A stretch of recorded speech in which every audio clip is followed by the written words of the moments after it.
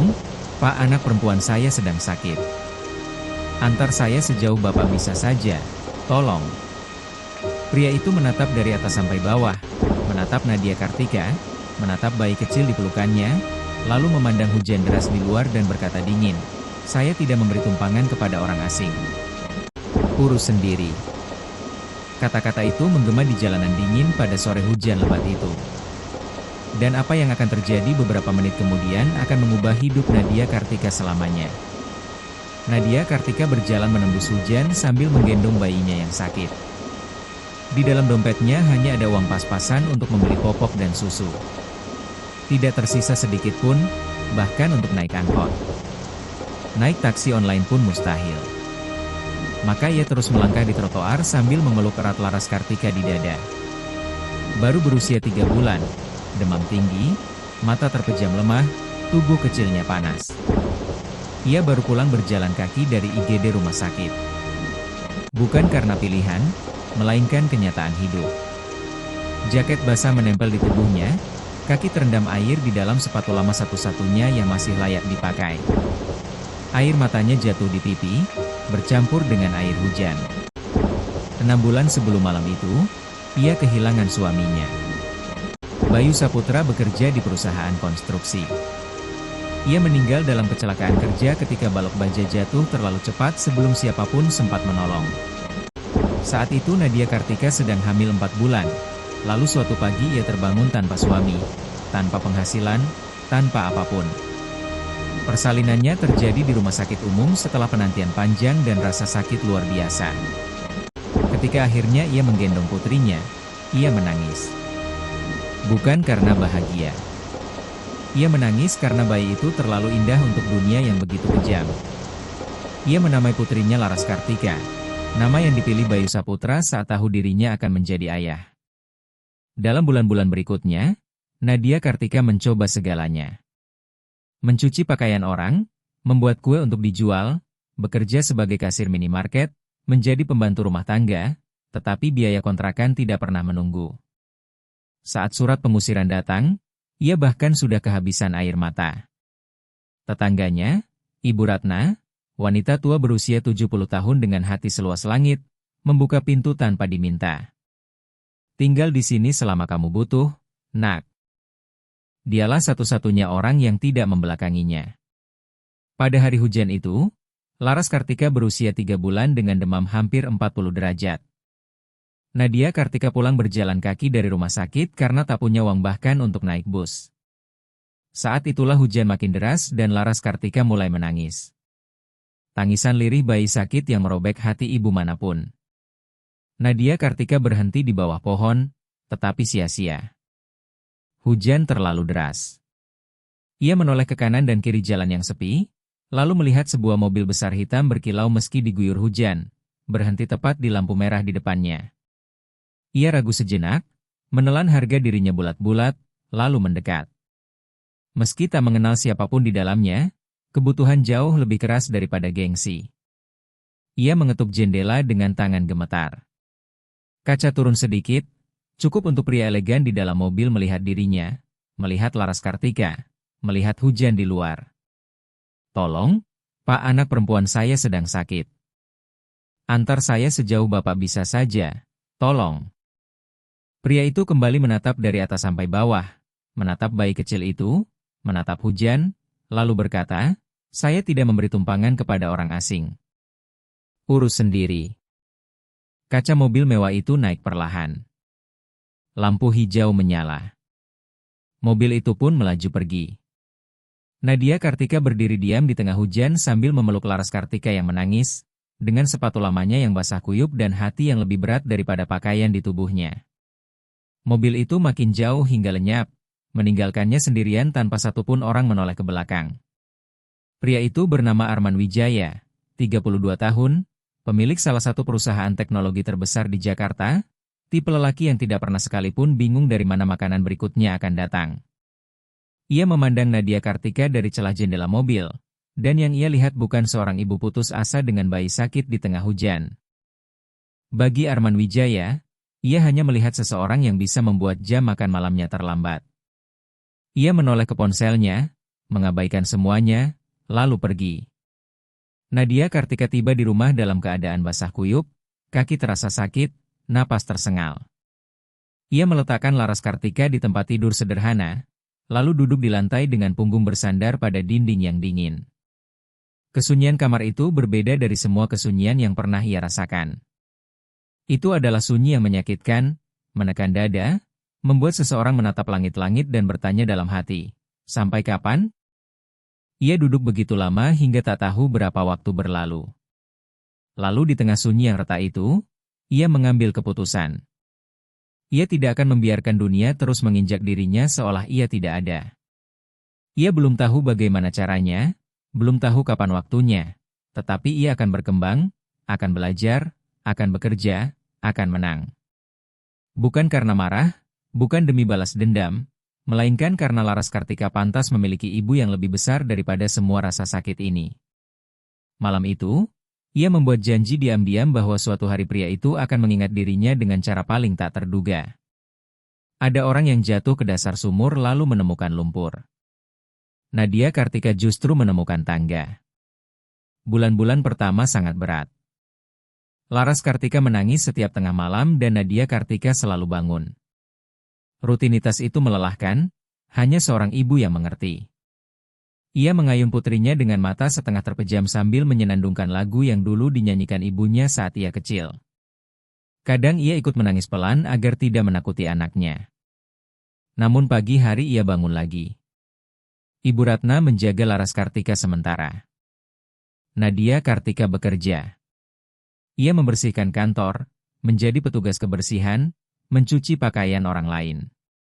Dan malam hari, saat Laras Kartika tidur, ia membuka laptop bekas yang dibeli murah lalu belajar. Sebelum Bayu Saputra meninggal, ia sempat kuliah jurusan manajemen bisnis. Kuliah itu terhenti saat uang habis. Kini ia kembali. Ia belajar sampai dini hari demi lulus ujian dan mendapatkan beasiswa penuh. Ia meraih nilai tertinggi di kelas, tetapi ketika hendak mendaftar ulang, Bu Sri Wahyuni menyilangkan tangan dan berkata dengan nada acuh tak acuh, "Ibu tidak memenuhi syarat." Datang lagi lain hari. Daftar tunggu masih panjang. Nadia Kartika menarik napas panjang, duduk di kursi ruang tunggu sambil menggendong Laras Kartika, lalu menunggu 1 jam, 2 jam, 3 jam, 4 jam, tanpa pergi, tanpa mengeluh. Menjelang sore, Ibu Rahma melewati lorong dan melihat perempuan itu masih di sana. Ia berhenti. "Anak ini sudah di sini sejak jam berapa?" "Sejak jam 8 pagi, Bu." Ibu Rahma melihat jam tangannya, melihat Laras Kartika yang tertidur di pelukan ibunya, lalu menatap mata Nadia Kartika dengan nada lebih lembut. "Apa yang terjadi?" tanyanya lirih. Nadia Kartika menceritakan semuanya dengan suara tegas, suara seseorang yang sudah tak punya apapun untuk hilang. Ibu Rahma terdiam lama, lalu menoleh kepada Bu Sri Wahyuni dan berkata singkat, "Selesaikan sekarang. Bantu perempuan ini." Hari itu juga pendaftarannya selesai. Minggu berikutnya, beasiswanya akhirnya keluar. Tetapi yang tidak diketahui siapapun, Nadia Kartika tidak belajar hanya untuk bertahan hidup. Ia memiliki visi, gagasan yang lahir di malam-malam tanpa tidur saat mengayun Laras Kartika. Sebuah platform digital untuk menghubungkan para ibu yang rentan secara ekonomi dengan pekerjaan resmi dan pelatihan kerja. Ia tahu rasanya menjadi tak terlihat di mata dunia, dan ia tahu dirinya tidak sendirian. Ada ribuan perempuan lain mengalami nasib sama. Selama 2 tahun berikutnya, ia membangun proyek itu sendirian, ditemani laptop tua dan Laras Kartika yang tidur di sisinya. Suatu hari ia mempresentasikan ide itu kepada Pak Hendra. Pria itu membaca proposalnya dalam diam cukup lama. Lalu ia mengangkat kepala dan berkata, "Nadia Kartika, ini bisa mengubah banyak hal." Dengan ragu ia bertanya, "Apa Bapak pikir ada yang akan percaya pada saya?" Pak Hendra menatapnya mantap. "Saya percaya. Itu sebabnya saya sendiri yang mendaftarkan proyekmu," jawab Pak Hendra dengan suara mantap. Berkat bantuannya, gagasan Nadia Kartika masuk ke Program Nasional Inovasi Sosial. Proyek itu lolos hingga babak final, dan sejak saat itulah hidup Nadia Kartika benar-benar mulai berubah. Seorang investor perempuan menyaksikan presentasinya, wanita yang pernah menjadi ibu tunggal dan tahu beratnya perjuangan hidup seperti itu. Pada Sabtu sore ia menelepon Nadia Kartika. Saat menerima panggilan, Nadia Kartika mengira itu salah sambung. "Halo, apakah saya sedang berbicara dengan Nadia Kartika?" "Ya, benar. Nama saya Maya Lestari. Saya melihat presentasi Anda, dan saya ingin berinvestasi pada proyek Jalin Asa milik Anda." Hening sejenak di seberang telepon. "Ibu yakin menelepon nomor yang benar?" tanya Nadia Kartika dengan gemetar. Wanita itu tertawa kecil. "Ya, saya yakin. Dan saya tahu persis apa yang Anda rasakan sekarang, karena dulu seseorang juga pernah menelepon saya seperti ini, dan saya pun tidak percaya itu nyata." Nadia Kartika terdiam tanpa suara. Perusahaan itu diberi nama Jalin Asa, dan dalam waktu singkat menjadi rujukan nasional dalam bidang dampak sosial, membantu para ibu yang kesulitan ekonomi dan memiliki anak. Sementara Nadia Kartika membangun jalannya dalam diam, Arman Wijaya justru hampir kehilangan segalanya. Wijaya Tekno memiliki lebih dari 300 karyawan, pendapatan miliaran rupiah, penghargaan demi penghargaan. Perusahaannya sering muncul di majalah bisnis, tetapi di balik layar kenyataannya berbeda. Asisten yang bekerja 5 tahun dengannya mengundurkan diri. Bahkan ia nyaris tak tahu nama perempuan itu. Putrinya yang berusia 12 tahun, Alia Wijaya, kadang menelepon. Ia selalu mengangkat telepon, tetapi percakapan mereka tak pernah lebih dari 3 menit. "Ayah, nanti jemput aku di pentas sekolah?" "Hari apa?" "Sabtu," jawab putrinya. "Ayah lihat jadwal dulu, nak. Ayah bilang begitu bulan lalu." "Iya, ayah tahu tapi kali ini ayah akan berusaha." Telepon ditutup, dan ia bahkan tidak sadar betapa menyakitkannya keheningan itu. Sementara itu, jantung Arman Wijaya terus memberi peringatan yang ia pilih abaikan. Kadang nyeri dada, kadang lelah aneh, kadang sesak napas yang ia anggap hanya stres kerja. Sampai suatu Selasa pagi, di tengah rapat dengan para investor, dunia terasa berputar. Ia memegang dadanya, berusaha tetap bicara, lalu pingsan di depan semua orang. Di rumah sakit, Dr. Aditya masuk ke kamar membawa hasil pemeriksaan. Ia berdiri di samping ranjang, pertanda kabar itu tidak ringan. "Arman Wijaya, Anda mengalami serangan jantung diam-diam. Kemungkinan sudah sejak beberapa minggu lalu. Anda berjalan membawa bom di dada tanpa menyadarinya. Berapa lama saya harus istirahat?" "Bukan hanya istirahat," jawab Dr. Aditya. "Anda butuh operasi, lalu minimal 3 bulan tanpa kerja, tanpa stres, tanpa mengambil keputusan besar. Stres sedang membunuh Anda." Untuk pertama kalinya setelah bertahun-tahun, Arman Wijaya benar-benar diam.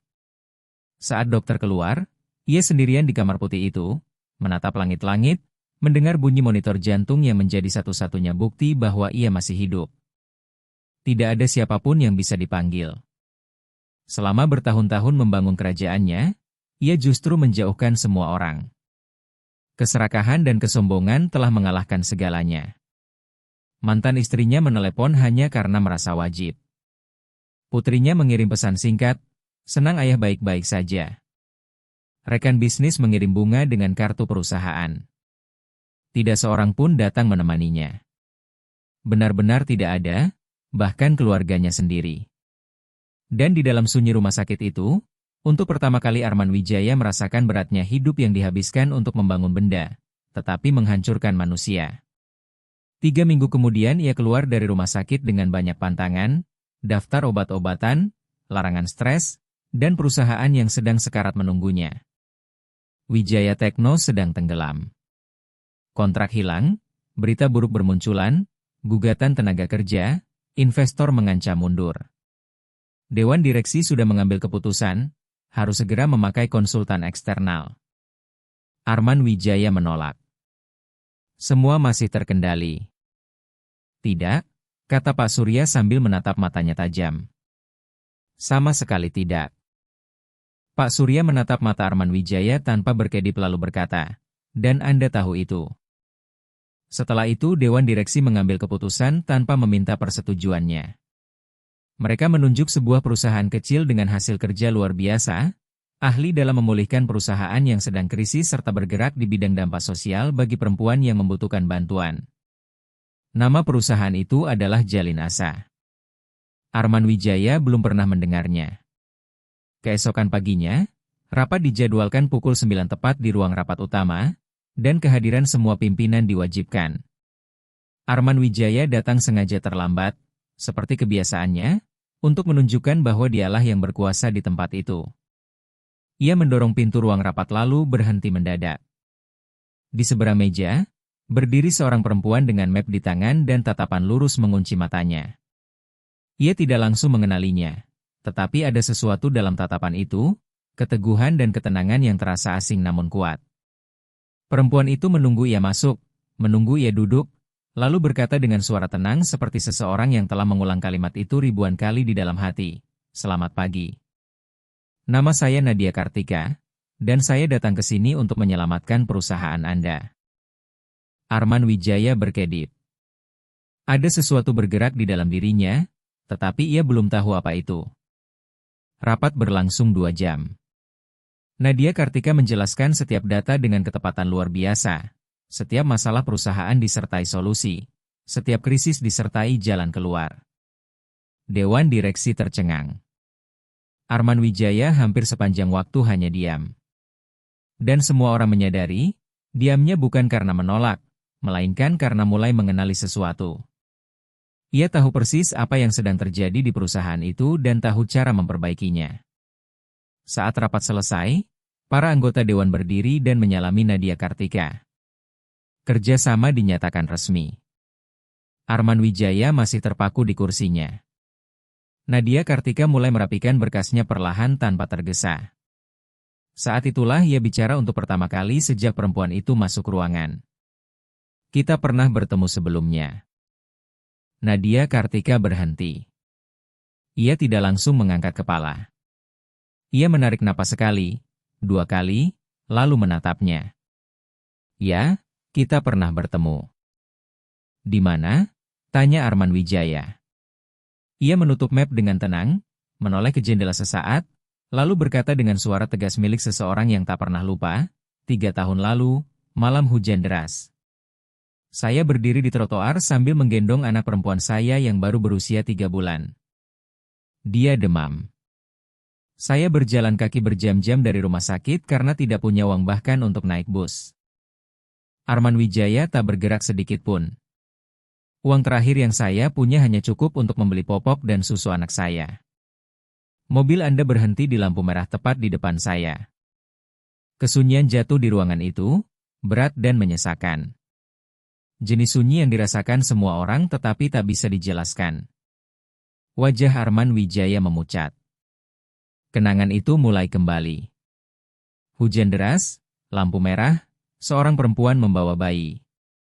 Saya mengetuk jendela mobil Anda, lanjut Nadia Kartika dengan suara tenang, tanpa amarah, tanpa drama, hanya kebenaran. Saya meminta tumpangan sejauh Anda bisa mengantar. Anak saya sakit, saya basah kuyup. Dan Anda berkata, urus sendiri. Arman Wijaya membuka mulut lalu menutupnya lagi. Tidak ada pembelaan yang bisa ia berikan. Ia sendiri tahu itu. Nadia Kartika melanjutkan, saya datang ke sini bukan karena hari itu, dan bukan untuk membalas dendam. Saya datang karena Dewan Direksi mempekerjakan saya, dan saya menjalankan pekerjaan saya dengan serius. Tapi saya pikir Anda berhak tahu siapa yang duduk di seberang meja Anda. Ia mengambil mapnya, berdiri, lalu berjalan ke arah pintu. Saat itulah Arman Wijaya berkata dengan suara yang bahkan terdengar asing bagi dirinya sendiri, maafkan saya. Nadia Kartika berhenti dengan tangan di gagang pintu. Ia tidak langsung menoleh. Ia diam beberapa detik, lalu berkata masih membelakanginya, saya datang bukan untuk menerima permintaan maaf. Saya datang untuk bekerja. Dan Anda, lakukan pekerjaan Anda. Dengan suara tegas itu ia keluar, meninggalkan Arman Wijaya sendirian di ruangan yang tiba-tiba terasa jauh lebih sempit dari sebelumnya. Dan apa yang terjadi beberapa menit setelah itu membuat dunia Arman Wijaya runtuh. Sore itu ia tetap berada di kantor sampai semua orang pulang. Ia menatap kota Jakarta dari balik jendela kaca dan untuk pertama kalinya dalam 3 tahun memikirkan malam hujan itu. Ia teringat perempuan itu, bayi kecil itu, cara dirinya menaikkan kaca mobil tanpa sedikit pun ragu. Lalu ia memikirkan dirinya sendiri, siapa dirinya saat melakukan itu, dan siapa dirinya sekarang. Tangannya menyentuh dada. Jantungnya masih berdetak, lemah, tetapi masih berdetak. Dan untuk pertama kalinya setelah sekian lama, ia tidak tahu apakah dirinya pantas untuk terus hidup. Selama 2 bulan berikutnya, Nadia Kartika bekerja di Wijaya Tekno. Ia menata ulang komunikasi internal perusahaan, membuat program kesejahteraan karyawan, serta menegosiasikan kembali 2 kontrak yang hampir hilang. Perusahaan perlahan bangkit. Arman Wijaya mengamatinya. Kadang hadir dalam rapat, kadang tidak, tetapi ia berbeda dari sebelumnya. Lebih tenang, lebih memperhatikan, seolah baru belajar mendengarkan untuk pertama kali dalam hidupnya. Suatu hari, setelah rapat selesai dan hanya mereka berdua tersisa di ruangan, ia bertanya dengan nada tak percaya, "Bagaimana Anda bisa tidak menyerah? Bagaimana Anda bisa sampai sejauh ini?" Nadia Kartika mengangkat mata dari berkas-berkas di meja. Menyerah dari apa? Dari semuanya. Setelah semua yang Anda alami, setelah keadaan Anda malam itu. Ia terdiam sejenak lalu menjawab, "Karena saya punya anak perempuan yang harus saya nafkahi. Ada kehidupan yang bergantung pada saya." Arman Wijaya menunduk. "Saya juga punya anak perempuan. Tapi saya tidak penting bagi dia." Nadia Kartika tidak menjawab. Ia melanjutkan dengan suara rendah, "Saat saya di rumah sakit, dia hanya mengirim pesan, 'Senang ayah baik-baik saja.' Hanya itu. 7 kata. Dan saya terus menatap 7 kata itu, memikirkan berapa kali saya tidak datang, berapa kali saya absen, berapa kali saya memilih bekerja demi ambisi daripada bersama dia." Ruangan kembali sunyi. Saya tidak tahu bagaimana memperbaikinya. Nadia Kartika menatapnya dan berkata tenang, mulailah dengan lebih hadir dalam hidupnya. Ia diam lama. "Sesederhana itu?" tanyanya. "Tidak," jawab Nadia Kartika. "Tidak sesederhana itu. Tapi semuanya dimulai dari sana." Pada Rabu pagi, segalanya berubah lagi. Nadia Kartika datang lebih awal ke kantor dan melihat Rina panik di lorong. "Pak Arman Wijaya pingsan lagi. Saya sudah memanggil ambulans. Beliau ada di kamar mandi." Nadia Kartika langsung berlari masuk tanpa berpikir 2 kali. Ia terkejut. Arman Wijaya duduk di lantai bersandar ke dinding, satu tangan memegang dada, wajahnya pucat seperti kertas. Nadia Kartika berlutut di depannya dan memegang nadinya. "Pak Arman Wijaya, lihat saya." Tarik napas pelan-pelan. Ambulans sedang datang. Ia membuka mata, dan ketika melihat siapa yang berada di sana, ada sesuatu melintas di wajahnya yang bukan sekadar rasa sakit. "Kenapa Anda di sini?" "Karena saya datang lebih pagi hari ini." Ia berbisik lemah, "Setelah semua yang saya lakukan, seharusnya Anda tidak menolong saya." Nadia Kartika tetap menghitung denyut nadinya tanpa mengalihkan pandangan dari jam tangan. "Saya bukan di sini untuk Anda pribadi. Saya di sini karena memang itu yang saya lakukan. Saya merawat orang yang membutuhkan, bahkan ketika itu sulit." Ambulans datang dan membawa Arman Wijaya kembali ke rumah sakit. Kali ini operasi tidak bisa ditunda lagi. Dari Rina, Nadia Kartika tahu bahwa kondisinya serius, serangan jantung yang mengancam nyawa. Ia terdiam sesaat, lalu melakukan sesuatu yang tak diduga siapapun. Ia meminta nomor kamar rawat inapnya. Sore itu juga ia pergi ke rumah sakit bersama Laras Kartika, karena sekolah anak itu pulang lebih cepat. Ia masuk ke kamar. Arman Wijaya terjaga, tubuhnya dipenuhi kabel medis, dengan tatapan seseorang yang akhirnya berhenti berlari tetapi tidak tahu harus berbuat apa dengan kesunyian. Ia melihat Nadia Kartika masuk, lalu melihat Laras Kartika. Gadis kecil itu kini berusia 3 tahun. Bermata besar, berambut ikal, dengan kepolosan yang meluluhkan siapapun. Ia menatap pria di ranjang yang dipenuhi kabel itu lalu bertanya dengan suara paling serius di dunia. Om sedang sakit? Iya, jawab Arman Wijaya pelan. Laras Kartika berpikir sejenak lalu berkata polos, kalau saya sakit, ibu saya selalu ada di samping saya. Arman Wijaya menoleh ke arah Nadia Kartika. Perempuan itu mengalihkan pandangan. Mereka bertiga berada di kamar itu hampir 1 jam. Arman Wijaya bicara sedikit, Nadia Kartika lebih sedikit lagi, dan Laras Kartika seolah berbicara untuk mereka berdua. Anak kecil itu mengajukan pertanyaan dengan kejujuran dan kepolosan yang lucu sekaligus menghangatkan hati. Ia bertanya siapa namanya, apakah ia suka es krim, dan mengapa kabel-kabel di tubuhnya berwarna putih, bukan warna-warni. Arman Wijaya menjawab semuanya dengan kesabaran yang bahkan tak pernah ia tahu ia miliki. Sebelum pulang, Nadia Kartika memakaikan jaket kecil kepada Laras Kartika, lalu berhenti di depan pintu. Operasinya besok. Istirahatlah. Dengan suara lemah Arman Wijaya bertanya, kenapa Anda datang? Nadia Kartika diam sejenak, lalu menjawab tanpa menoleh, karena pada malam hujan itu saya membutuhkan seseorang, dan tidak ada siapapun. Saya tidak ingin ada orang lain merasakan hal yang sama, termasuk Anda. Ia pun pergi sambil menggandeng tangan kecil Laras Kartika. Arman Wijaya tinggal sendiri di kamar, ditemani bunyi monitor jantung, aroma rumah sakit, dan kata-kata perempuan itu yang terus terngiang. Ia menangis seperti seorang pria yang sepanjang hidupnya sombong, merendahkan orang lain, dan percaya uang adalah segalanya, lalu akhirnya sadar bahwa kesombongan itu hanya topeng untuk menutupi kekosongan di dalam dirinya. Keesokan harinya operasi berjalan lancar. 3 minggu kemudian ia mulai kembali ke kantor perlahan-lahan, masih dalam masa pemulihan dan pengawasan dokter, bergerak lebih lambat, lebih tenang, lebih diam. Ia benar-benar berubah. Namun sebelum menghadiri rapat bisnis pertama, ia melakukan satu panggilan telepon. Nak, ini ayah. Halo, ya. Ayah mau tanya, apakah kamu masih punya pentas sekolah? Sunyi di seberang telepon. Yang bulan Juni sudah lewat, ya. Ayah tahu. Ayah tidak datang, dan ayah salah. Sunyi lagi. Tapi ayah dengar bulan November ada acara sekolah lagi. Kalau kamu mau, ayah ingin datang. Suara Alia Wijaya berubah, masih pelan namun terdengar bahagia. Ayah benar-benar akan datang? Ayah janji. Baik, ya.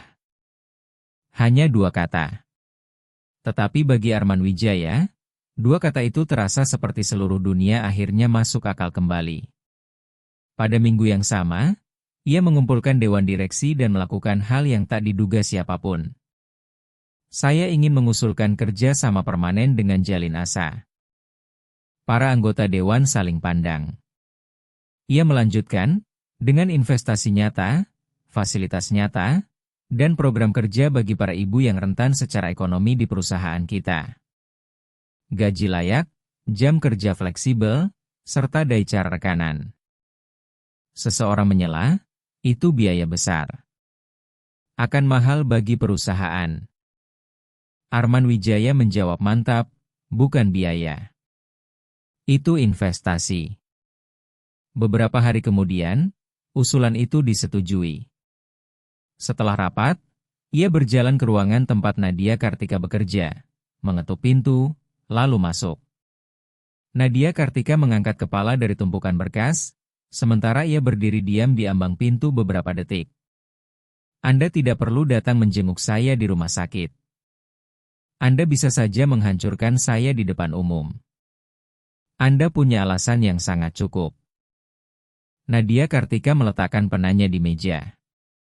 Saya tahu, katanya tenang. Lalu kenapa Anda tidak melakukannya? Ia diam sesaat lalu menjawab, karena saya tidak mendirikan perusahaan ini untuk balas dendam, Pak Arman Wijaya. Saya mendirikannya untuk membangun sesuatu yang lebih besar, untuk membantu perempuan lain agar tidak mengalami penderitaan seperti saya. Dan tidak ada sesuatu yang bisa dibangun jika hati masih menyimpan dendam. Kata-kata itu menimpa dirinya perlahan, berat, seperti seseorang yang baru memahami hidup untuk pertama kalinya. Dengan suara bergetar ia berkata, "Saya tidak pantas menerima semua yang Anda lakukan untuk saya." "Memang tidak," jawab Nadia Kartika tanpa mengalihkan pandangan. Tapi Laras Kartika pantas tumbuh dengan melihat bahwa ibunya lebih besar daripada luka manapun, dan bahwa kebencian tidak boleh diwariskan. Lalu tibalah hari yang tak disangka siapapun.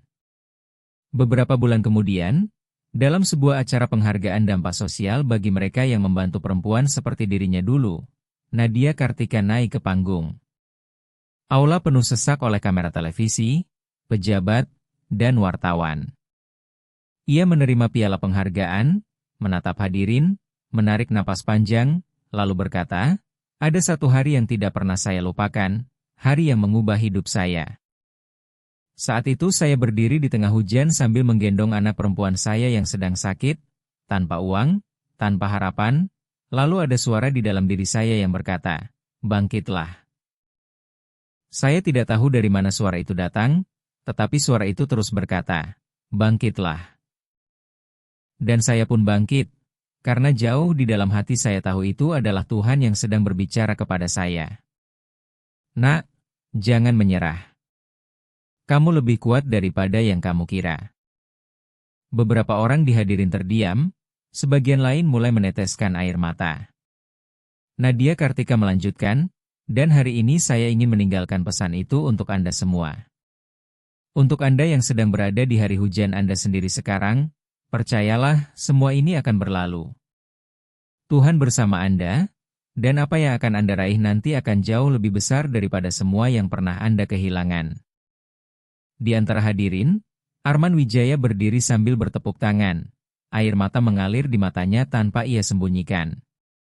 Di sampingnya duduk Alia Wijaya, putrinya yang baru saja ia jemput sepulang sekolah. Saat ia datang menjemput tadi, gadis kecil itu menatapnya dan bertanya dengan suara seseorang yang masih belajar percaya, "Ayah datang?" Ia menjawab singkat, "Ayah datang." Lalu putrinya menggenggam tangannya tanpa berkata apa-apa lagi. Saat itu ia sadar bahwa genggaman tangan kecil itu jauh lebih berharga daripada semua yang pernah ia bangun sepanjang hidupnya. Lalu terjadilah sesuatu yang tidak disangka siapapun.